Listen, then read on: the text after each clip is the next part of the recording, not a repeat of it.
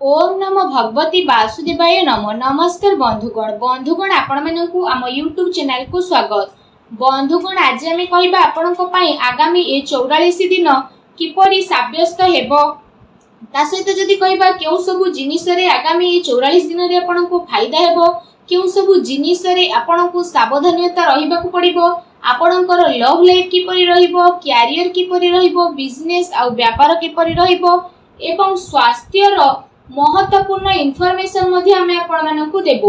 आउ ए वीडियो शेष रे आमे आपण मानकु किछि उपाय विषय रे मध्ये कहिबो जहा द्वारा आपण आगामी 44 दिन को आहुरी अधिक शुभ और मंगलदायक साब्यस्त करि पारिबे। आगो को वीडियो आरंभ करिबा पूर्व हमर आपनकु रिक्वेस्ट कि जदि आपण हमर चैनल ले नुआ आछंती तो चैनल को सब्सक्राइब करंतु, संगरे नोटिफिकेशन बेल को मध्ये ऑन करंतु जहा द्वारा समय समय द्वारा नुआ नुआ वीडियो रो नोटिफिकेशन आपनको मिलिबो। आसंतु जानिबा किपरि रहिबो आपनको पई आगामी ए 44 दिन रो स्थिति। जदि विशेष भाबरे आमे आपनको कहिबु कोन आपनको पई ए सब दिन रे विशेष भाबरे पॉजिटिव रहबे पई जाउची। जदि कहबा फ्रेंड्स ए सब दिन रे आपनको वित्तीय स्थिति रे काफी सुधार आसीबो पूर्व दिन अपेक्षा। अचानक आपनको धन प्राप्ति रो अवसर मिलिबो जहा आपनकु भविष्यत रे आपनको पई गोटे बहुत भलो आर्थिक जीवनर मार्ग प्रस्तुत करिवो। शिक्षा पई समय बहुत भलो रहिबो एवं आपण बहुत भलो उपलब्धि को मध्ये प्राप्त करिवे। आपनको भितरे ऊर्जार स्थिति मध्ये विशेष भाबरे देखिबाकू मिलिबो। अन्य सह भलो व्यवहार द्वारा आपण दिमाग रे काम करिवे। आपनको संगरे काम करूथुबा व्यक्ति माने आपनको सहाय्य मध्ये प्रदान करिवे। कौनसी योजना विषय मध्ये आपण विचार करि पारंती, धैर्यर सहित काम करंतु कारण टिके लड़ाई झगड़ा मध्ये होई पारे। शांत स्वभाव होई कि जदि कार्य करिवे आ कथावार्ता करिवे तो लोक माने आपनकु काफी तारीफ मध्ये करिवे। आपनको आर्थिक स्थिति काफी भलो रहिबो आ समय पड़िले आपण आपनकर किछि मित्रंक सहित आर्थिक सहायता प्रदान करिवे। चाकरी पेशा लोकंकु अधिक लाभ मिलिबो। मन चाह चाकरी मिलिबा कारणरु बहुत ही भलो धन लाभर स्रोत मध्ये मिलिबो। ए समय रे जहा भी किछि काम हेउची ताकू सफल बनेबारे प्रयास मध्ये आपण करिवे। किछि कार्य रे सुधार हेबार संभावना मध्ये बनुची। विपरीत परिस्थिति रे धन लाभर भलो अवसर मध्ये आपनकु विशेष भाबरे प्राप्त हेबो। आपनक मन रे शीघ्र पैसा कमाइबार तीव्र इच्छा मध्ये देखा देबो। एहा सही समय जोथि पई आपनक पई सफलता नेकी आसीबो। निज उद्देश्य को नेकी शांति रे आगो को बढ़िबे आ सफलता आपनकु मिलिबो। ता सहित जदि समय रो धैर्यर सह अपेक्षा न करिवे तो भलो परिणाम किपरि मिलिबो। काम कार्य बदलिबा कारणरु ए 44 दिन रो स्थिति आपनक पई बहुत ही भलो रहिबो जहा द्वारा आपनक मन बहुत ही प्रसन्न रहिबो। आसंतु जानिबे ए समय रे आपनक पई विशेष भाबरे कोन नेगेटिव रहिबो। आपनक भाई भौणीकर सहयोगिता प्राप्त हेबो आ समाज रे आपनक परिवार रो मान सम्मान बढ़िबो। परिवार रो जरूरत को ध्यान रे रखी कि कार्य आपनकु करिबाकू पड़िबो जहा केते थर आपनक नियंत्रण रे बाहर रहिबो आ एथि पई आपनकु प्रॉब्लम आसी पारे।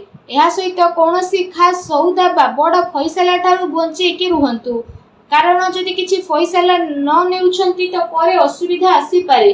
केउठे ना केउठे जदि कहिबा परिस्थिति रे रोकावट आसी पारे। जोश रे आसी कि काहाको भी बिना मांगी कोनोसी उपदेश दियंतु नाही। कठिन परिस्थिति द्वारा सब कार्य आपनकर पूर्ण हेबो किंतु अनावश्यक खर्च हेबा कारणरो आर्थिक स्थिति प्रतिकूल होई थाए। लेन देन रे सावधानता रखंतु। पारिवारिक माहौल मध्ये बहुत ही भलो रहिबो किंतु फ्रेंड्स को सह टिके मनांतर मतांतर होई पारे। संवेदनशील मामला रे सावधान रे चलिबार आवश्यकता रहिछि। संसाधन रे खर्च हेबा द्वारा मानसिक अशांति तथा चिंतापूर्ण स्थिति मध्ये आसी पारे। आत्मविश्वास रो अभाव रे करा जायतिबा कार्य रे रोकावट तथा बाधा मध्ये आसी पारे। व्यवसायिक दृष्टि रो समय आपनक पई सामान्य मध्ये रहिबो। निजर कार्य योजना को विस्तार देबा आपनक प्रॉब्लम रो कारण मध्ये होई पारे। चिंता एवं मतभेद आपनकु चिड़चिड़ा मध्ये बनाई पारे। आपण आपणकर परिचितंक ऊपर निजर फैसला थुकिबा पई चेष्टा करिवे। एहा द्वारा आपणकु ही नुकसान मिलिबो। सुना जाइतिबा कथा रे आखि बंद करी विश्वास करंतु नाही। सच्चाई को प्रथमे जानिबा पई चेष्टा करंतु, बाणी रे नियंत्रण रखंतु, अन्यथा कଳି झगड़ा हेबार संभावना रहिछि, सावधान रहंतु। आसंतु जानिबा ए समय आपणकर लव लाइफ किपरि रहइबो। कोनोसी प्रकारर यात्रा बा शॉपिंग आदि को नै कथा होई पारे। एमितिरे आपणको मधुर संबंध बनै रखिबा प्रयासर आवश्यकता रहिछि। आपणक प्रयास द्वारा स्थिति अनुकूल मध्य रहिबो।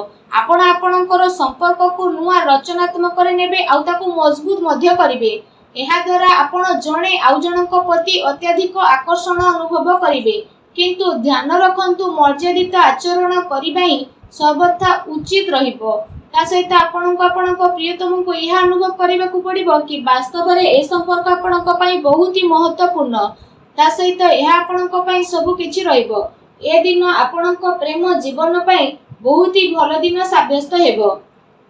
ए दिन रे आपणको अवश्य ही लाभ उठेबार रहिछि। आसंतु जानिबे ए दिन रे आपणको व्यवसाय कैरियर किपरि रहिबो। व्यापार धंदा आपणकर भल चलिबो। कार्य क्षेत्र रे सफलता मध्य मिलिबो। कार्यभार तो अधिकता रहिबो, जहा द्वारा परिश्रम आपणको अधिक करबा को पड़िबो।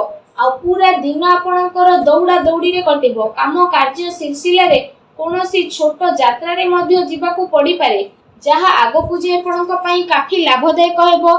एहा से आपणको धन प्राप्ति रे मध्य अनेक अवसर प्राप्त हेबो, जहा द्वारा आपणक मन मध्य बहुत ही प्रसन्न रहिबो। मेडिकल सह जड़ित छात्रंक पई मध्य ए समय बहुत ही भल रहिबो। चाकरी करुथुवा व्यक्ति विशेषंक पई ए दिन बहुत ही मिला जुला रहिबो। ता सहित ए 44 दिन रे आपण आपणक व्यवसाय को नै कोनोसी यात्रा करि पारंती, जहार आपणको सकारात्मक परिणाम प्राप्त हेबो। व्यवसायिक दृष्टि रे ए दिनर स्थिति आपणक पई काफी अनुकूल रहिबो। आ ए समय रे किछि भल लाभ मध्य आपणको प्राप्त हेबो, जहार आपणको लंबा समय रु अपेक्षा रहितला। आसंतु जानिबा ए दिन रे आपणको स्वास्थ्य किपरि रहिबो। विशेष भाव में ए दिन में आपण स्वास्थ्य को नहीं आदौ भी चिंतित रहिबार आवश्यकता नहीं, कारण ए समय रे स्वास्थ्य आपण को भरपूर साथ देबो। स्वास्थ्य द्वारा आपण खुशी अनुभव मध्य करिवे। निजे निज को ऊर्जामान एवं चिंता मुक्त मध्य ए समय रे अनुभव करिवे, जहा द्वारा आपण मन बहुत ही प्रसन्न रहिबो। निज स्वास्थ्य को आउरी अधिक भल रखिबा पई आपण प्रत्येक दिन योग करंतु, व्यायाम करंतु, सुस्थ रहंतु। आसंतु जानिबा ए दिन रे विशेष उपाय कोन रहिछि। ए दिन मानकरे आपण विशेष भाव में स्नान करि सारिबा परे भगवान बजरंगबलींकर मंदिर जांतु आ भगवान बजरंगबली को आपण विशेष भाव में गुलाब फूलर माला अर्पण करंतु।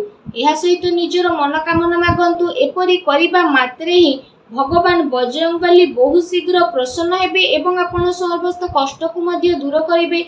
जहाँ भी आपण जीवन में प्रोब्लेम चली सब प्रोब्लेम को दूर मध्य करिवे। ता सहित आपण प्रत्येक दिन हनुमान चालीसा मध्य पाठ करंतु आ सूर्य को जलार्घ्य अर्पण करंतु।